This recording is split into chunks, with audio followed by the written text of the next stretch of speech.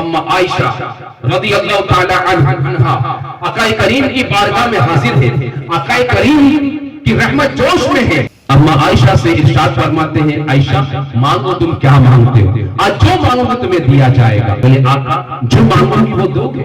بولے ہاں ضرور دوں گا. بولے ٹھیک ہے میں پہلے اپنے ابا حضور سے مشورہ کر لیتا ہوں مجھے مانگنا کیا ہے. آقا نے فرمایا ٹھیک ہے جاؤ ابا سے پوچھ کے آؤ. آئے وہ بکر صدیق کی بارگاہ میں. کیا بیٹی؟ بولے آج آقا بہت خوش ہے، دریا رحمت جوش میں ہے، انہوں نے مجھ سے وعدہ کیا ہے کہ عائشہ جو مانگو گے میں عطا کروں گا. ابا حضور میں آپ سے پوچھنے کے لیے آیا ہوں، بتائیے کہ میں مانگوں تو کیا مانگوں؟ ارشاد فرماتے بیٹی آقا کے بارگاہ میں جاؤ اور کہنا کہ اللہ کے رسول ایک چیز مانگتی ہوں کہ جب آپ معراج کے رات اللہ سے ملاقات کیے، جب معراج کو گئے اور جب اللہ سے آپ ملاقات کیے جس وقت کوئی نہیں تھا تو اللہ نے کچھ راز کی باتیں آپ کو بتائیے، ان میں سے ایک راز کی بات مجھے بتا دیجیے. سبحان اللہ، انتخاب ہے تو کتنا نرالا. اما عائشہ حضور کی بارگاہ میں حاضر ہو گئی. بولے پوچھ لیا؟ بولے ہاں پوچھ لیا. بولے کیا مانگے؟ بولے میں یہ مانگتی ہوں ابا حضور نے یہ کہا ہے کہ جب عرش پر آپ گئے اللہ سے ملاقات کیے، جو اللہ اور آپ کے درمیان راز و نیاز کی بات ہوئی ہے ان میں سے ایک راز کی بات بتا دیجئے. آقا مسکرانے لگے. انتخاب ہے تو کیسا ہے؟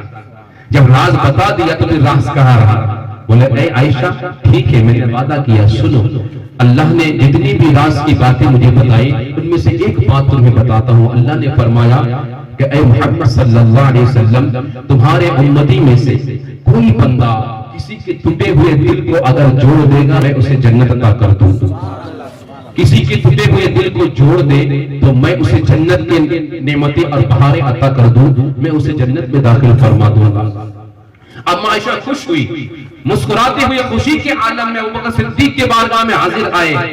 عرض کی کہ ابا حضور آقا نے یوں فرمایا کہ جب کوئی بندہ کسی بندے کے ٹوٹے ہوئے دل کو جوڑے تو اللہ اسے جنت عطا فرماتا ہے، اللہ نے وعدہ فرمایا ہے. اما عائشہ مسکرا رہی تھی، خوش ہو رہی تھی، لیکن صدیق اکبر جب سنے تو رونے لگے. بولے ابا حضور کیا بات ہے، آپ کیوں رو رہے ہو؟ وجہ کیا ہے؟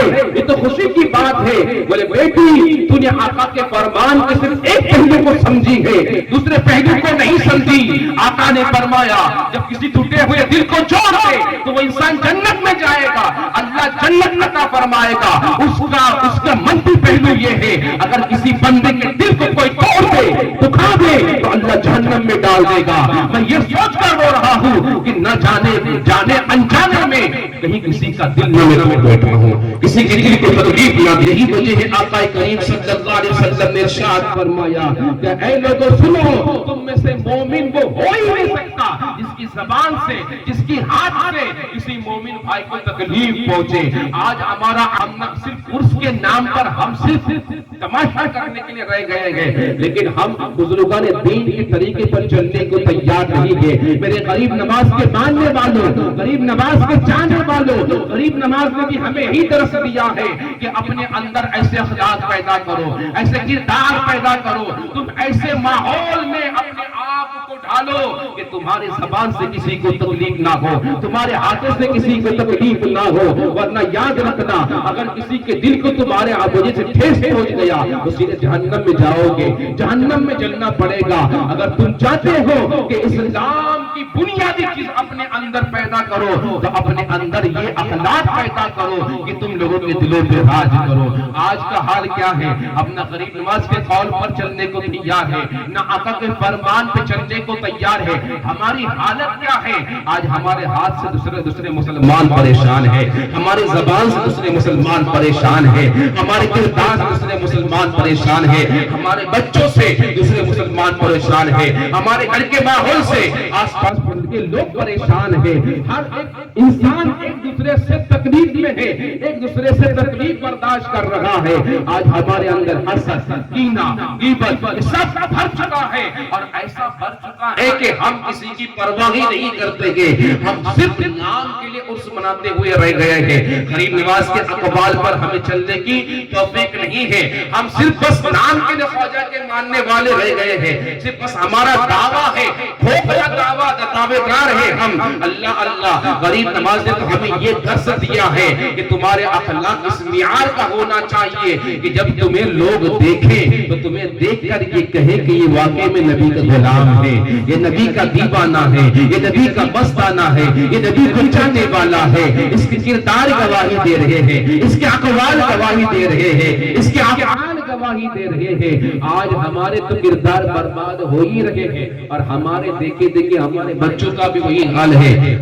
اللہ اللہ, آج ہمارے بچوں کو غریب نواز کا صرف نام بھی نہیں معلوم ہے, نام بڑوں کو معلوم ہے. صرف ہم ان کے نام پہ پیر گانے کو تیار ہے, نیاز گانے کو تیار ہے, لیکن غریب نواز کی سیرت کو جاننے کے لیے ہم تیار نہیں ہیں. علم دین کی محفل ہو تو ہمیں یہ تڑپ ہی نہیں ہے کہ دینی محفل میں شرکت کی جائے, لیکن ہمارے اگر گانے بجانے کی محفل ہو, ہمارے اگر ناچ گانے کی محفل ہو تو راتوں رات ہمارے پیر تھکتے نہیں ناچنے سے, راتوں رات ہم جو ہے ہمیں نیند نہیں آتی ہے. لیکن دینی محافل ہو, دین کا کام ہو, دینی محفلیں ہو تو ہمارے پاس فرصت ہی نہیں ہے. اللہ اللہ, تو بتاؤ کہ ہمارے اولاد کیسے نبی کے دیوانہ بنیں گے, ہمارے اولاد کیسے غریب نواز کے چاہنے والے بنیں گے.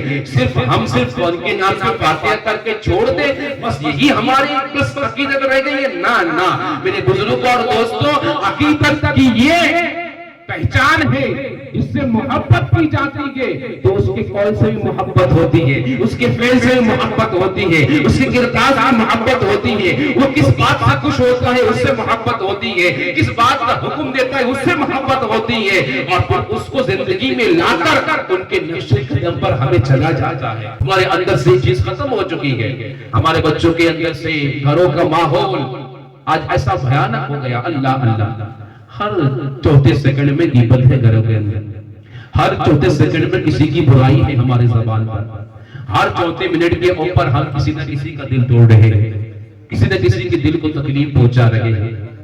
تو بتاؤ نا پھر ہم کہاں جائیں, ہمارا ٹھکانہ پھر کہاں پر ہوگا. غریب نواز نے اپنی زندگی میں یہ دکھایا کہ لوگوں کے دلوں کو جیتا کرو, لوگوں کے دلوں پہ راج کرو, لوگوں کے دلوں کے اندر خوشی, مسرت, سکون پیدا کرنے کی کوشش کرو. جب تمہاری عادتیں, تمہارے اتوار, تمہارے اقوال, تمہارا ماحول جب دوسروں کو سکون پہنچائیں گے, دوسروں کے دلوں میں جب تمہاری محبت پیدا ہوگی تو غیر بھی تمہارے وجہ سے اسلام کے آغوش میں آئیں گے.